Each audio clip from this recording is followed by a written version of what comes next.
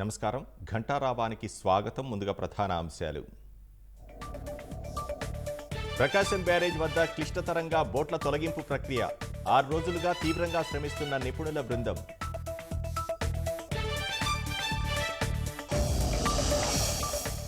ఎన్టీఆర్ జిల్లా పరిటాల శివార్లో అక్రమ రేషన్ పట్టివేత.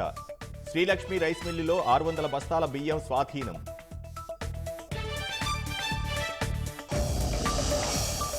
పోలవరం నిర్వాసితులకు 5 ఏళ్లు జగన్ మొండి చెయ్యి. కూటమి ప్రభుత్వమైనా న్యాయం చేస్తుందని ఎదురుచూపులు.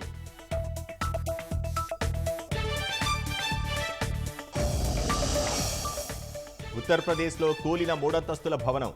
10 మంది మృతి. శిథిలాల కింద వారి కోసం గాలింపు.